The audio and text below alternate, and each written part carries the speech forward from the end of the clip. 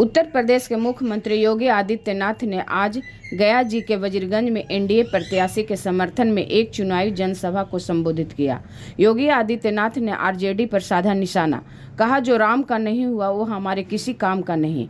कहा फिर से जंगल राज आने नहीं दूंगा। अगर इन लोगों को अवसर मिला तो मैं आपसे कहता हूँ फिर से जंगल राज आएगा, इसलिए एनडीए के प्रत्याशी को वोट देकर जिताइए। आरजेडी कितनी भी बड़ी घोषणा करे कभी विश्वास नहीं करना। जो राम का नहीं हुआ वो हमारे किसी काम का नहीं होगा। जो रामद्रोही है वो हमारा भी द्रोही है। ये लोग जंगल राज ही लाएंगे, आगे भी यही करेंगे। आकर के तृप्त होते हैं और इसलिए इस धरती को कोटि कोटि नमन करता हूं। आप सभी को कार्तिक पूर्णिमा की बधाई देता हूं। और कांग्रेस का एक पार्टनर है समाजवादी पार्टी। समाजवादी पार्टी का एक वहां पर माफिया था जो उसका शागिर्द रहता था।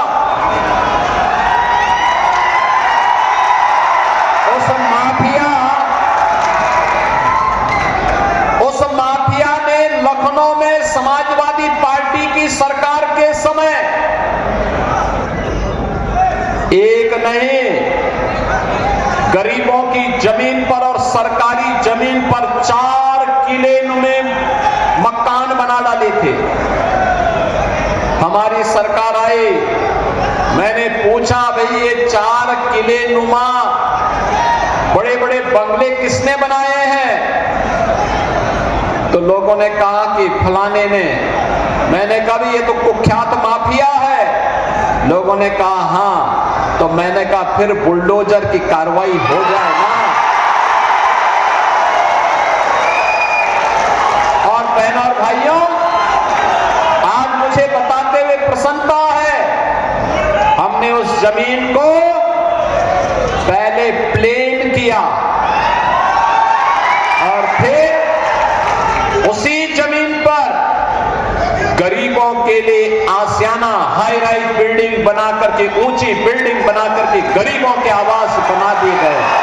और आज प्रातः कार्तिक पूर्णिमा के अवसर पर जब लोग गंगा स्नान कर रहे थे, पवित्र नदियों में स्नान कर रहे थे, तब मैं लखनऊ में उन गरीबों को आवास का पट्टा दे रहा था, आवास उपलब्ध करवा रहा था। बहनों और भाइयों, जो काम उत्तर प्रदेश में समाजवादी पार्टी करती थी, कमोवेश वही काम कांग्रेस और आरजेडी के लोग बिहार में करते थे। और इसलिए इनका उपचार केवल एनडीए है। एनडीए ये पर्व सृष्टि के पालक भगवान श्री विष्णु के लिए समर्पित है। और गया के बारे में ये मान्यता है कि विष्णुपद मंदिर में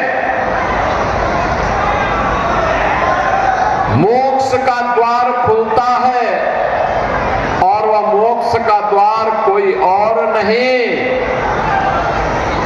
ज्ञान, मुक्ति और अध्यात्म की यह पावन धरा ही है गया, जहां पर ज्ञान का भी, मुक्ति का भी और अध्यात्म का भी मार्ग खुलता है।